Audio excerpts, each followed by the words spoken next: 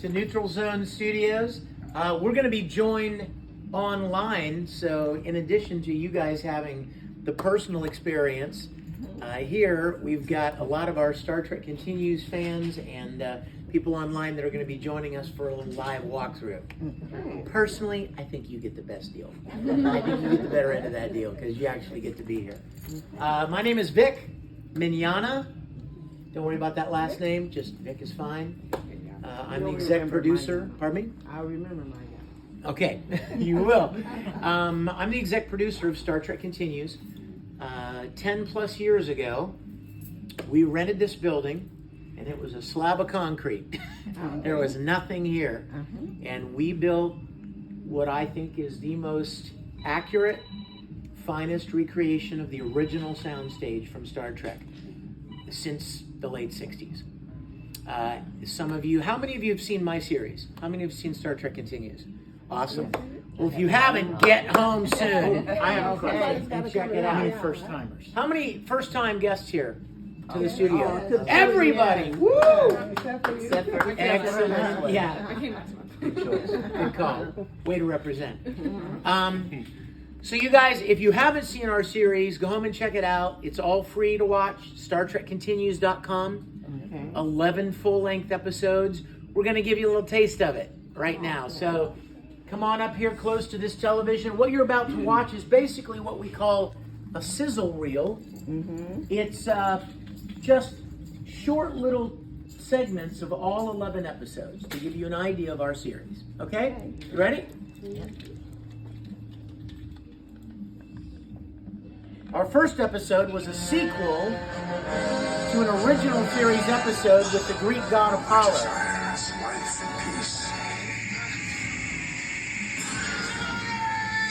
You expect us to... Yes. I saw this one. Second episode, Please don't send me back there. You have no Lou idea. Ferrigno, the Incredible Hulk. When I'm done with you and your Starfleet, you'll be lucky to command a ghost. I'm about to violate a direct order from Starfleet Command. What the hell is going on, Mrs. Spock? This was a sequel from an original series episode called Mirror Mirror. Enduring vessels have entered orbit, sir. They're charging weapons. Lock onto their lead ship and fire. Captain? I said fire! I am the captain's woman. You are, aren't you? Join me. Together we shall be the architects of our own future. And then our fourth episode featured guest star Colin Baker from Doctor Who. Target acquired, Captain. That hurt. We're losing weapons. Ask him about the one that hurt. Why are you here? What do you want with the captain? Humans bury feelings of heartbreak and loss. We Our fifth episode What places do you think it is? Intelligence.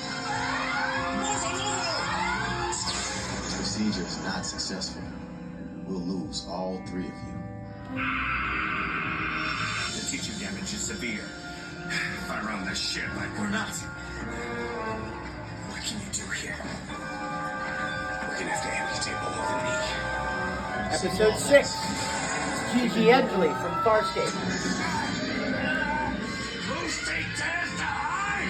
whatever these pulses are, it's making it impossible to think clearly. It's getting harder to manage the anger. You don't belong in that uniform.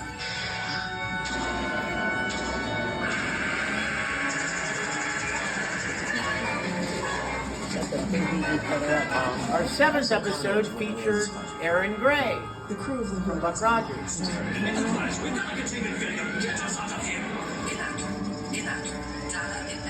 computer would appear to disagree with you, Commander. I prefer not to discuss the Claire matters. Kramer from Buffy. Reflective screens have activated. It's impossible to get a look. We can't bring them back. Our eighth episode, Jim. He's this here. is Rekha Sharma. You may know her from Battlestar Galactica or Star Trek Discovery. Where are you leaving it, Captain? This is what I actually look like without makeup. One of those minds was tampering with the other. The moon's destabilizing, sir. Boom! We're experiencing under that was the key for that too. Well, That vessel has just entered the system.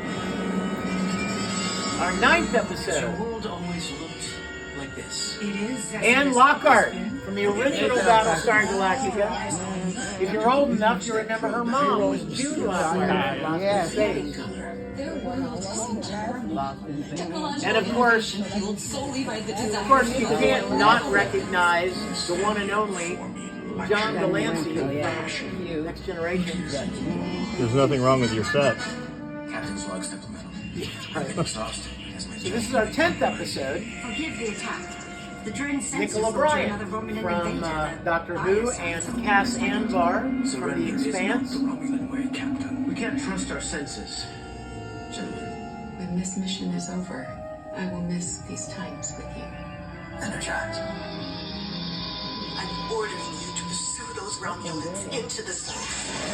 Under fire! He's releasing ectoplasma! Now, if our Scotty looks pretty familiar, Romulan weapon reaching full because his dad was the original Scotty. That guy's name is Chris Doohan, and his dad was Jimmy Doohan, who played Scotty. And he played Scotty in Star Trek Continues. We made 11 episodes. You just saw little teasers of 10, because 10 and 11 is a 2-part series finale. We finished the 5-year mission, and we leave everybody where they were when the motion picture came out. So it's a perfect filler for the cancellation of the show, right up to the motion picture. So now you're going to really appreciate it, because now that you've kind of got a sense of how these sets were used in photographs, and you're going to be walking through them yourself now. So, first things first.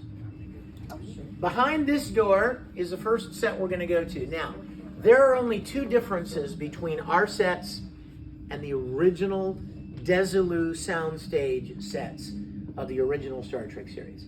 The first one is the location of this room. This is the largest set on the soundstage, mostly because of its vertical area, not its horizontal. You'll see what I mean in just a minute. But this set in the original soundstage would have been at the other side, at the other end of the corridor. But you see, we're a fan production, working out of a little aluminum building in Kingsland, Georgia. We're not a 100,000 square foot movie studio in Hollywood, so you take what you can get. And we couldn't put this down there. We didn't have the space. But we're going to bring these ladies up here. Step right on up here. You are going to be our guest of honor here, okay? You are standing right now. Everybody come on in behind here. File in behind her so you don't miss this. Now let me tell you what's about to happen. You are standing in front of a door.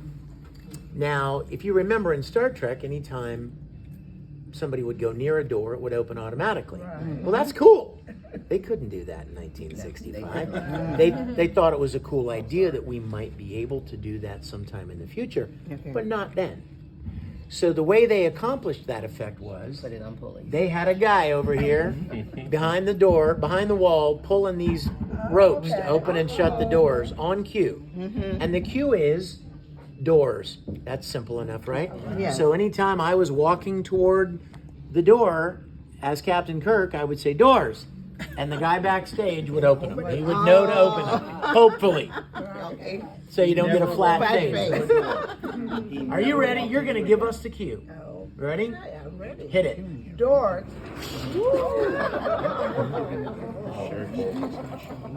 What? I see it. We're in engineering.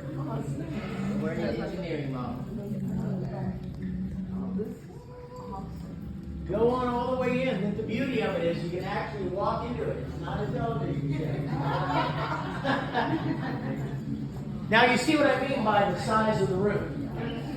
This is the actual size of engineering. There has been one other place that engineering has been built on the planet since the original series, and it's not to scale. This one is, because of the 2 stories. You see how you've got to have the height to be able to build that second level. Now the room feels a little small, mostly because this wall should not normally be here. You're probably like, well, why is it here? I'll tell you. When we shot our series, this wall wasn't here. In fact, on the other side of this wall was where we built the courtroom for our 7th episode. And it's also where we built the council chamber in John Delancey's episode. They were all over there.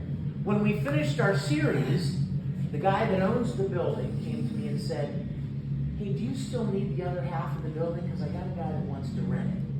He wants to make egg rolls. I'm like, well, I like egg rolls. Can we get them at a discount? Right? Just load them up, right? So I said, okay, look, we don't really need the other side of the building. Except for one area. The area you're standing in. This room we built is on this half of the building. So we made a deal with the egg roll guy. He put up this wall so he could use the other side of it and the other side there and over behind here. But when we shot Star Trek Continues, we had all of it. The planet set that you just saw in the teaser reel was on the other side of this alcove here.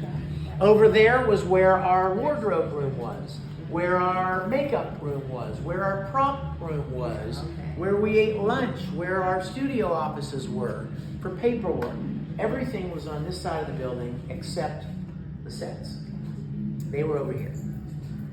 Now, a couple of fun things about engineering. First of all, like I said, no one's ever built this before we did because it's kind of overwhelming. It's a lot of work, as you can imagine. And so we built this starting with our 6th episode. And I'll tell you some fun things about this set. First of all, one of the common themes you're going to hear throughout this tour is budget. How do you save money? Now, I'm not talking about how do you save money from a Hollywood, major Hollywood production like Star Trek. Or excuse me, I'm not talking about a fan production like ours. We didn't have much money anyway, right? We're just fans playing Star Trek. But the original series, the people that produced the original series, they knew this show was going to cost tons of money. To that point in time, there had never been a show like Star Trek on television. And the producers knew that if they were going to be able to do it, it was going to cost a lot. And you're probably thinking, why would it cost so much? Well, let's think about it for a minute. Back in the 60s, most television shows were westerns, cop shows, maybe contemporary sitcoms like Leave It to Beaver, Father Knows Best, Brady Bunch, right? Now, answer this question for me. What do you need to make a cop TV show? A couple cop cars, Police cars, uniforms, fake guns, sirens. city streets, all of which exist, right? No shortage of any of that. What do you need to make a western? Horses. Horses, plenty of horses in the world. Cowboy hats. Cowboy western clothing, right? Plenty of that. Wide open ranges, ranches, plenty of that. What do you need to make a contemporary sitcom like Leave It to Beaver? A house. Nothing special. Normal clothes. Now let's talk about Star Trek. Okay. Starship, outer space. You have nothing. You have to create everything. What do you wear? Can't wear contemporary clothes. What do you fly in? It doesn't exist. You have to create that. What kind of sets are on the ship? You can't use a contemporary house or a building. Special effects, what kind of weapons, everything has to be created from scratch. And that's not even the worst part. That's just the start. Every week they go to a new planet. And guess what? And they meet New people live on those planets. What do they look like? What do they wear? What do they fly? What kind of weapons do they shoot? I mean, the budget was just, they already knew before they shot one episode. They're like, this is going to be insanely expensive. In fact, I'll tell you a little something, especially with our people watching online. When Lucille Ball sent a couple of her representatives out and said, find me a couple of TV show ideas that are revolutionary. Find me a couple of shows that nobody has made anything like yet. They brought her 2 shows. Star Trek and Mission Impossible. And you know what they told her when they brought her Star Trek? Don't make this show, Lucy. Her advisors told her, don't make this show. It will bankrupt your studio. And guess what? It bankrupted her studio. She did it anyway. We have Lucille Ball to thank for Star Trek. But it bankrupted her studio. So, back to the point at hand, saving money. When you know you're going to make a TV show that's going to cost so much money, how do you save money? Well, job number 1 is you use things that already exist. You don't reinvent the wheel. You don't build things from scratch. That's too expensive, too time consuming. You use stuff that already exists and you just repurpose it. Like, for example, you see this mesh in front of here? There's another piece of it right there. You'll see it all over the ship. This still exists. A lot of things from the 60s don't anymore, but this does. I'm one. I still exist from the 60s. But not a lot of stuff exists. This does. You know what it is? In real life, you know what it's meant for? It's rebar. It's structural support for big cement pours. Well, obviously that's not what they used it for. They thought it kind of looked cool with the hexagonal shape and the geometric shapes, and so they just put it on the ship. And fortunately, it still exists, and we've got it. Now, look around this room, though. See all these things on the walls? What is this stuff? Now, I don't know. But you know what it turned out back in the 60s it was? It was styrofoam packing materials. Styrofoam packing. Imagine like a fax machine or a mimeograph machine or a typewriter. When you pull it out of the box, it's got the packing stuff on both sides to help keep it secure, right? All of this stuff on the wall are basically just cheap styrofoam packing materials or something they pulled out of the dumpster somewhere because you got to save money. You use what already exists. They did the same thing with Star Wars. I don't know if you know this, but when George Lucas pitched Star Wars to the studios, nobody wanted it. They thought it was stupid. And finally, 20th Century Fox said, tell you what, we'll give you $9 million to make it. Well, that ain't a lot of money, you guys, to make Star Wars. So what they ended up having to do was they had to get all kinds of things that already existed and just repurpose them. The lightsabers. The lightsabers were actually Graflex camera flash units with windshield wipers on them as hand grips. Han Solo's gun was a German Mauser from World War II. I mean, they just used what already existed. They just repurposed it. And Star Trek did the same thing. Now, here's a problem. If we're going to try to recreate these sets 60 years later, and a lot of the stuff doesn't exist anymore, what do? Especially disposable, right? Destructible stuff like this that you just throw away. This doesn't exist anymore. Well, you could try to spend months and months and months recreating it, but good fortune smiled on Star Trek Continues. Because as we were building this room, we met a guy who lives in Jacksonville who has a machine that can cut any object you can create in like a 3D program on your computer, like a CAD program. He can cut anything out of foam. So he's got a 3D printer? No, it's like a cutting machine. Okay. But the cutting machine is connected to a computer, and the computer tells it where to cut it. Oh, okay. Like sculpting. Yeah. So you could literally design anything in a CAD program on your laptop, send it to this guy, and he can cut it out of foam. So all of these pieces on the wall are exactly and precisely what you would have seen in the original series of Star Trek. Go home, watch an episode of Star Trek, put an episode on where you see the engineering room, and look around and you'll see what I'm talking about. These aren't just similar. They're exactly what was there. Even the ceiling. We wanted to build this ceiling and we started building it out of wood. And we very quickly realized that it would be way too heavy, way too difficult to get up there and suspend, and if it ever fell, it would crush anyone or anything underneath it. So we quickly realized wood was not the way to go. Well, the guy that does the foam stuff, we sent him these files and he pulled up here with a flatbed truck with all of this cut out of foam. We hoisted it up there, painted it, looks perfect, photographs beautifully, and doesn't weigh 2 tons. Any questions? I love questions. Any questions along the way now or along the way, just blur them out, okay?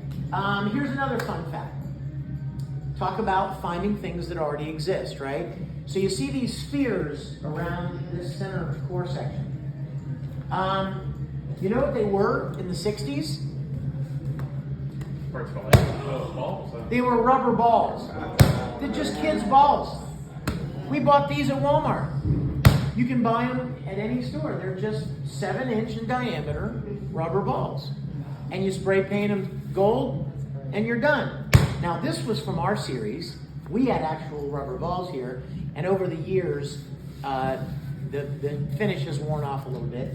And Ray, who owns the studio now, found some of these 7-inch. They're like balls. Yeah, they're kind of like giant Christmas balls. They're a little too shiny. Don't tell Ray I said that. We won't say it. They're a little too glossy. They should be more of a kind of a matte brushed metal thing. But that doesn't matter. It's still awesome. There are even stories about William Shatner. When they would shoot in this set, he would kick these balls around, and the stage crew secretly ticked off at him. Any questions at all? Anybody? Now, one of the main reasons this wall would never be here anyway is because every room we go into from now on, you're going to find typically one wall would be missing. Why? Exactly. You can't see the whole room from inside the room. You have to be outside the room to see it all. If I wanted to see this big, beautiful room, I can't shoot it from here. I can't shoot it from here. This wall would have to be gone, and the camera would have to be about 10 feet back that way to see all of this. So as we go through, we'll be talking some film, production things, as well as Star Trek and the sets. And if you have any questions along the way, please ask. Okay? All right, let's get into the main guts. Is the dilithium chamber fixed? I remember seeing a video where it wouldn't hold up. You know what? No, I don't think so. Not yet. That's the dilithium chamber. It worked in our series, and now it's not working right now. So we're not moving. One of the things to repair. Now, I want you to do it. All right.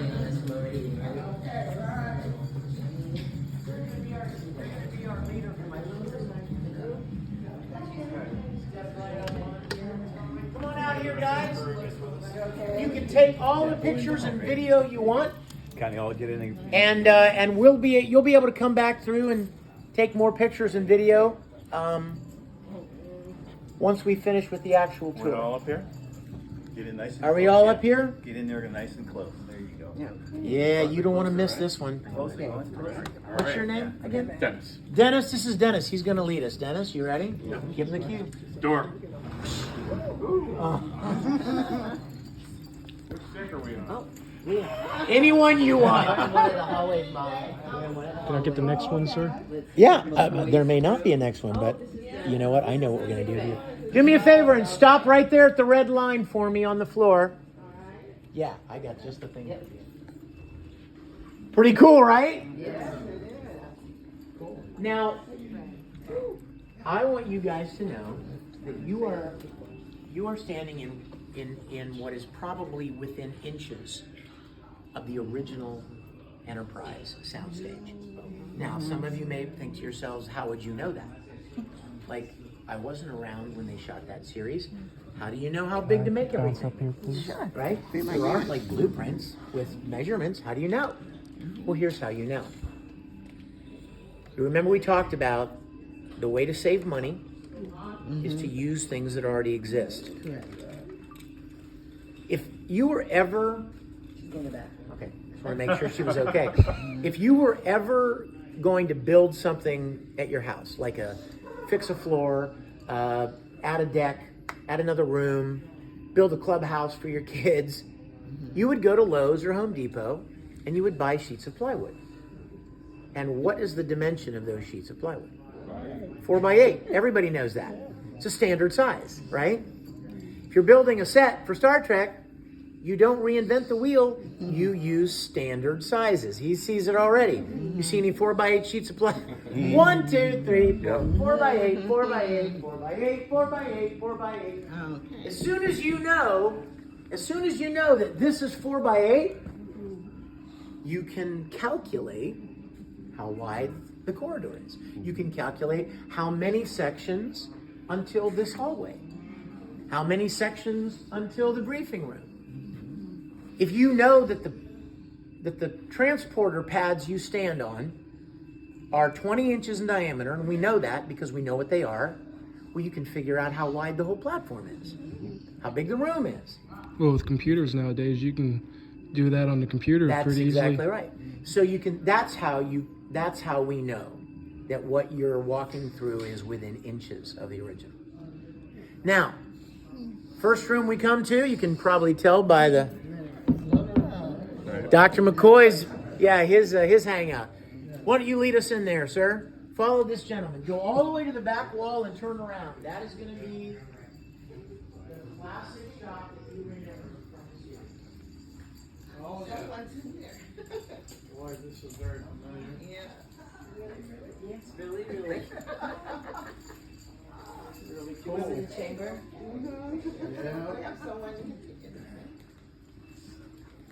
If you walk back here, if you walk right back here and just turn around, you'll be like, holy crap. Like that's what you remember. That's the big wide shot you remember. The beds. The little monitors above the beds that measure all their vital signs. Did you get a good shot from back there? Yeah. They measure way more vital What all signs. you, Oh. you know, in the series, you can't really read what some of these things are. But Exactly. on the screen. Exactly. So let me tell you some fun things about sickbay. Now, remember how I said if you go back here and turn around, you look in, you can see. Look where you are. There's no wall there. Yeah. You're outside the room, so you can Right. see everything from there. Right. Yep. Now, one of the things we love about sickbay is this fabric. I know you're. Oh, yeah, I'll get it. I've got one. You're like, why are you so excited about fabric? What's so exciting about fabric? Well, I'll tell you. Among many, many things that no longer exist from the 60s, this fabric is one of them. That fabric was very common back then, but it's not anymore. They used it all the time in Star Trek. They used it for beds. They used it for chair upholstery. They used it for tablecloths. They used it a lot. The reason they used it is because it had such a great look on camera. I mean, when the light hits this stuff, look at this. It's just all glittery and sparkly. Isn't that beautiful? Yeah. Now that's Star Trek. Star Trek was notorious for being sparkly. Apparently, somebody thought future equals sparkle. The problem is, like I said, this doesn't exist. When we were building these sets, and we were preparing for our first episode, and I was looking for things that we would need, like fabric for the sickbay beds. I thought, man, I looked everywhere on the internet. I couldn't find this stuff. Just couldn't find it. And at one point I thought to myself, you got to pick your battles, Dave. You can't get hung up, obsessed with fabric when you have all of this you need to build.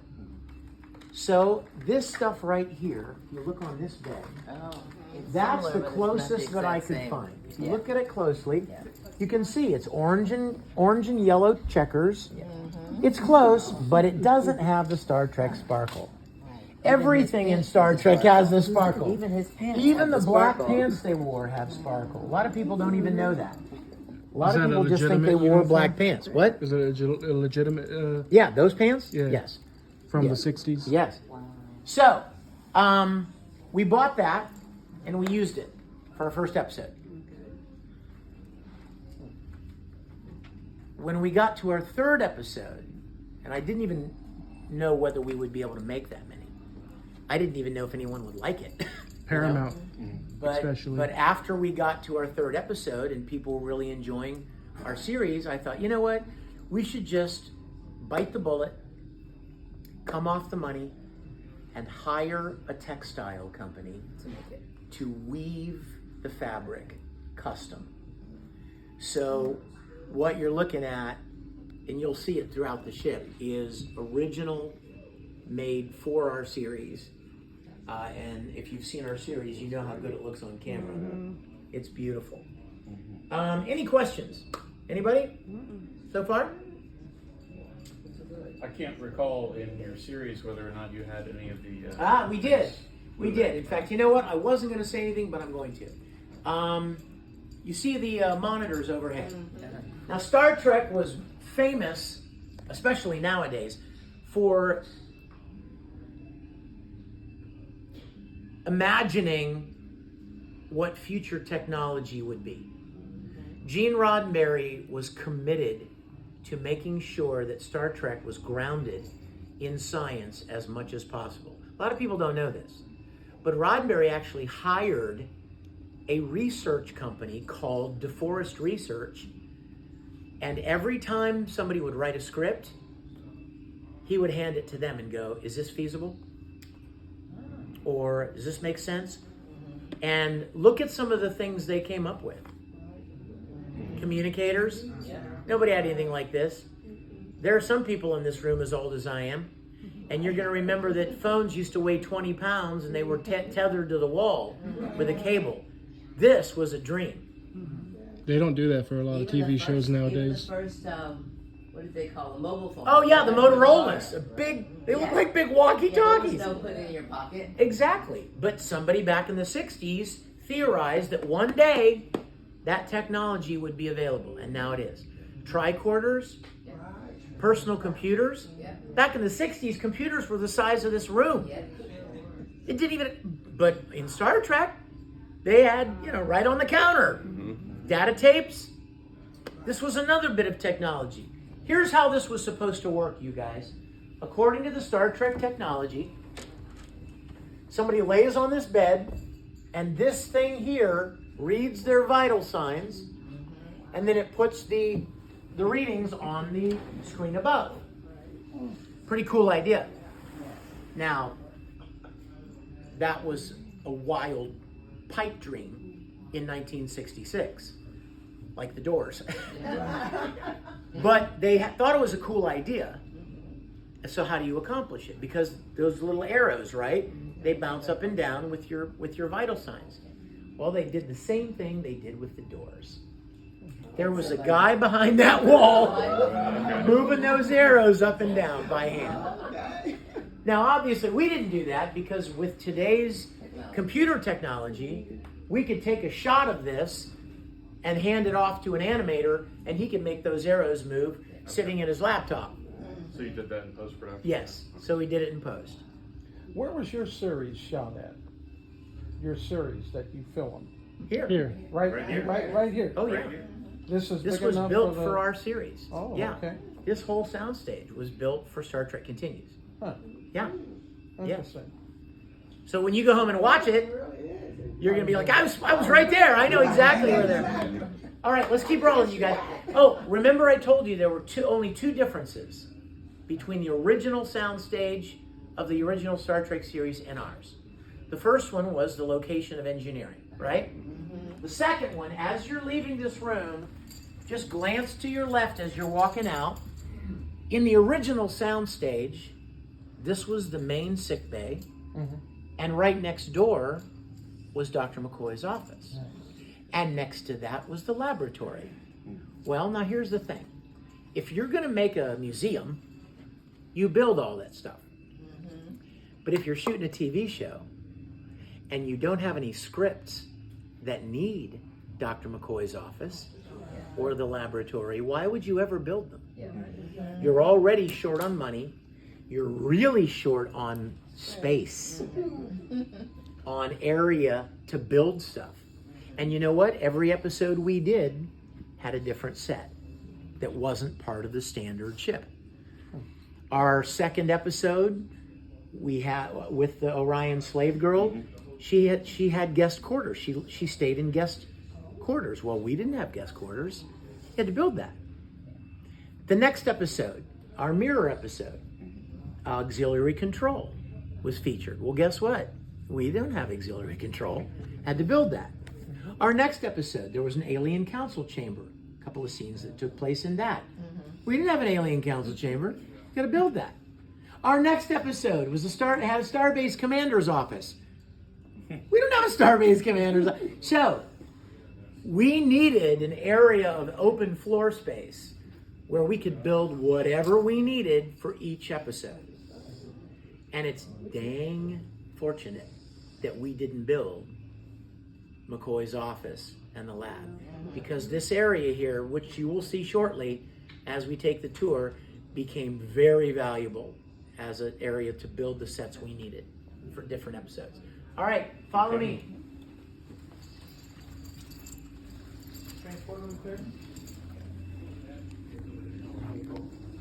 Come across the hall and down the corridor here.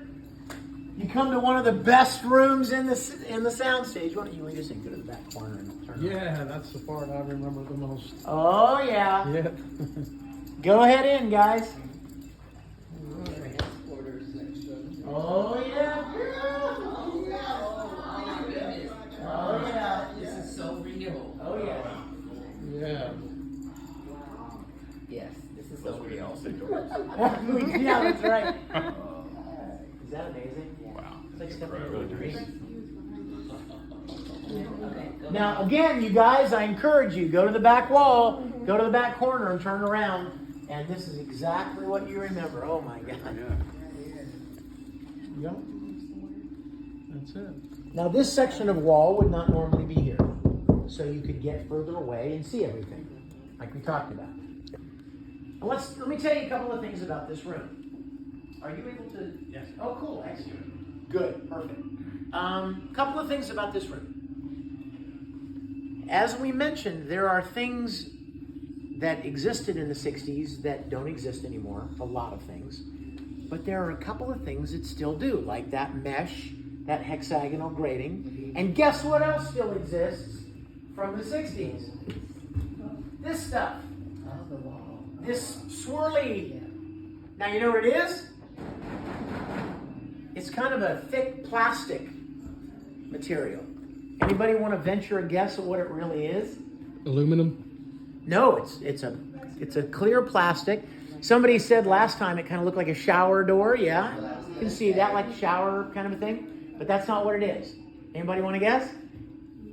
This is so crazy. I didn't even know this until last year when Dave Arlen was here. Is it plexi-board? Pardon me? Plexi-board? Close. No. You know what it is, you guys? It's called drum wrap.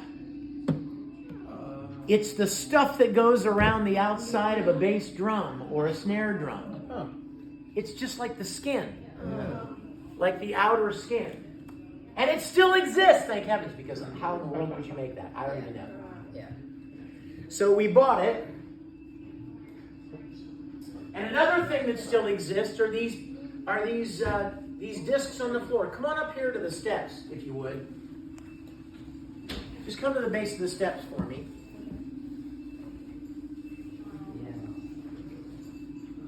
Wow. Now, if you look closely at those, once again, these are something that still exists. Anybody want to venture a guess what they are? Camera lenses. Exactly. They're lenses for big movie lights. That's exactly what they are. They're Fresnel lenses. In fact, if you turn around and look at that light up above you over there that's not turned on, look at the lens. It looks exactly the same. You see it? It's just like these. Only these are for bigger lights. Oh, you mean that one? Yes, that one up there. See it?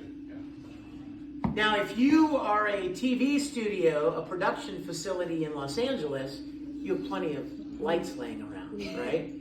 So again, this cost them nothing. They found something that already existed, and they just repurposed it. So the good news is that these lenses still exist. The bad news is they're incredibly expensive. And we were a fan production. we don't have that kind of money. So you know what we did? I had a friend that worked at a production facility in Los Angeles, and I got him to borrow one of the real ones for me. It looks like a microwave plate. It does, doesn't it? It looks more shinier. But feel how heavy it is. Oh, wow. It's a heavy glass lens. This is the real deal. It looks more shinier than that one. Yes. Well, this is glass, too. Pretty cool, right? Yeah. Isn't that cool? Check it out. So we borrowed one of the real ones, and guess what we did? Made your own. We made a mold of it. Just poured made a big box, a big wooden box, and we filled it with silicone, and we molded this. So then you can pour clear resin discs that don't cost $1 million. And if one breaks, just make another one. Yeah, make all you want. Right? And you can stand on it, right? Yes. Yes. All of these have reinforcement underneath them, so you can stand on. Lou Ferrigno stood here. So I think we're safe. Okay. Right? Oh, that's so cool. Anybody wonder how they did the beaming effect? Yeah. Remember when they did the beaming effect? How do they do that? Okay. Do me a favor. Step back to the console a little bit. I'm going to borrow you, my friend. Okay? Because you're in uniform. Okay. So, I want you to go out into the hallway. You're going to be Captain Kirk in this scene. And I'm going to be... Are you shooting his Yes, camera I am. from... let me do that. Okay. Let's say that I'm the cameraman for Star Trek, right? And in this scene, I'm going to pick up Captain Kirk, walking in, and he's going to come up and get on the platform, and he's going to say, energize. Ready? Are you ready back there? Yeah. Stand by. This is how they did it. And action. Captain Kirk walks in. He walks right up onto the platform, and then says, Energize. everybody hold still and go. On, off, quicker. On, off, on, off. Stop. All right, step down. Notice the camera's still rolling, and the camera has not moved. Step over here. All right, go ahead. On, off, on, off, on, off. Hold. Now, we have two pieces of footage. The only difference between them is he's there in one and he's not there in another. So what happens when you dissolve between those two shots? He just fades away. Yeah. And then the last little bit of the puzzle is they would hand that piece of footage off to an animator. Who would, you have to, remember how I said to hold very still? They had to hold very still because the animator drew a line around their body and then they projected the sparkle inside the outline of the body. So when he steps up here and he says, energize, and they start introducing the sparkle, and meanwhile he's just fading away behind the sparkle, and when the sparkle disappears, he's gone. He's gone. Now what's incredibly ingenious about that to me is that to that point in time, you could say beam up, beam down, transporter. People would look at you like, what's wrong with you? Like they wouldn't even know what you're talking about. This didn't exist. They had to make this stuff up out of thin air. You know what I mean? Like, how do we do this? How do we figure out some of these effects? I mean, could you imagine if you worked at a special effects like an optical